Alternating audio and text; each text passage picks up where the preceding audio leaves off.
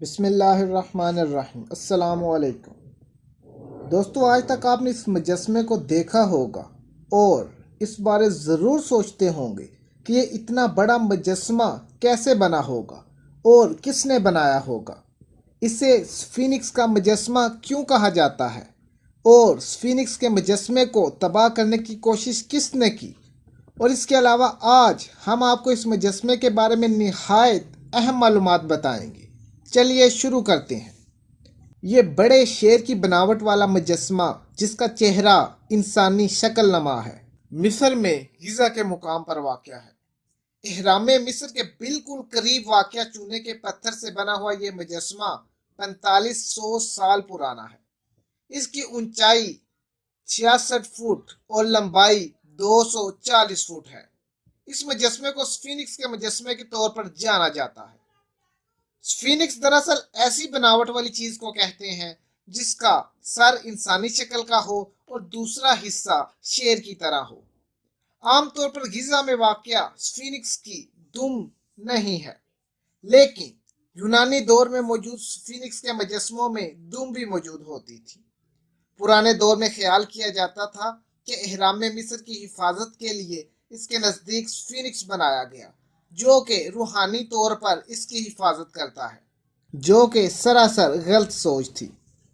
یہ مجسمہ اور اہرام مصر 2578 سے 2603 قبل مسیح میں فیروکوفو بادشاہ نے تعمیر کروائے۔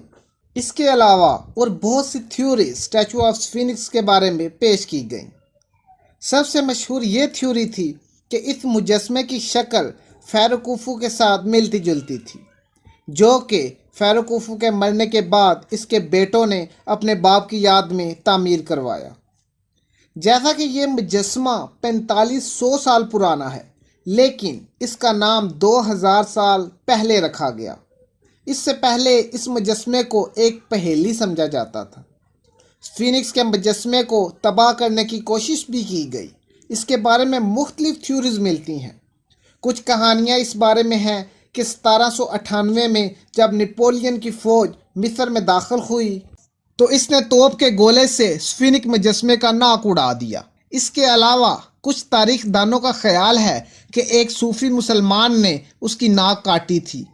وہ بت پرستی کے خلاف تھا اور لوگوں کو اس گناہ سے بچانا چاہتا تھا۔ 1800 صدی عیسوی میں سفینکس کا مجسمہ کندھوں تک ریت میں دھنس چکا تھا۔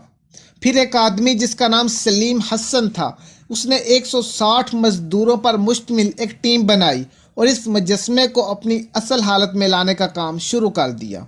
1900 صدی عیسوی تک اس مجسمے کی حفاظت کا کام جاری رہا۔ پھر آخر 2007 کے شروع میں انتظامیہ نے یہ محسوس کیا کہ سیوریج کا پانی جو کہ مجسمے کے نیچے سے گزرتا ہے وہ بلند ہو رہا ہے، جو کہ چونے کے بنے ہوئے مجسمے کو بہت نقصان پہنچا رہا ہے۔ اس صورتحال سے نپٹنے کے لیے انتظامیہ نے جگہ جگہ واٹر پمپ لگوائے اور اس پانی کو وہاں سے نکالنا شروع کر دیا تاکہ مزید نقصان سے بچا جا سکے۔ دوستو، امید کرتا ہوں کہ سفینکس کے مجسمے کے بارے میں یہ معلومات آپ کے لیے بہت ہی فائدہ مند ہوگی اور اس نے آپ کی معلومات میں بہت اضافہ کیا ہوگا۔